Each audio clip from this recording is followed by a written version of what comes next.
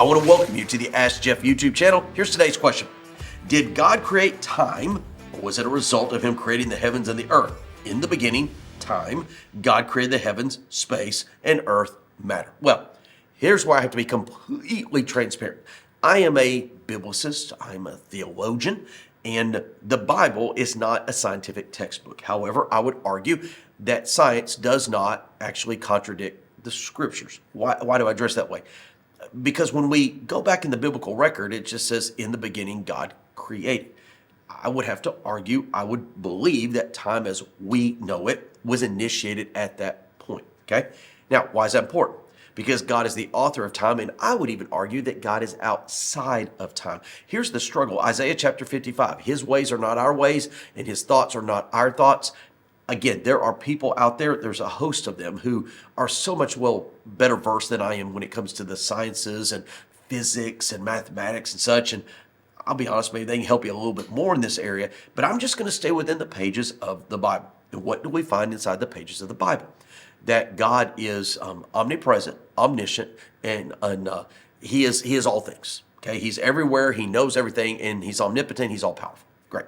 That means that time, if it exists, God is beyond. But at the same time, God is the author of and in control of, and one day will draw to a close. We know that beginning in Revelation chapter 21, there's a new heaven, new earth, new Jerusalem, and there's no concept of time as you and I know it.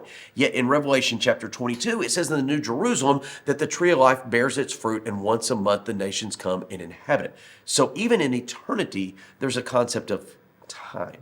And so yes, time is established as you and I know it with matter and space in Genesis 1, but even in eternity, there's a concept of time, i.e. Revelation 22, in that tree bearing fruit.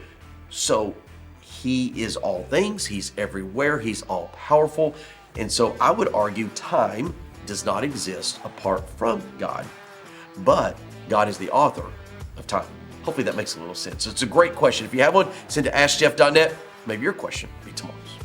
Thank you so much for being a part of our daily question here at the Ask Jeff YouTube channel. I want to encourage you on a few things. Number one, if you have a question to ask, submit it to askjeff.net. Eventually, we'll get around to your question. Secondly, we'd encourage you to subscribe. That way, each and every day, Monday through Friday, you get a reminder of our question of the day. And last but not least, I want to remind you that on Wednesday evenings, live at First Baptist Church of Opelika, fbcopelika.com, we do a solid hour of Ask Jeff where we dig into the questions more than just 60 or 90 seconds. Sometimes we take the entire hour. All that being said, askjeff.net is where you submit a question to this channel each and every day, Monday through Friday.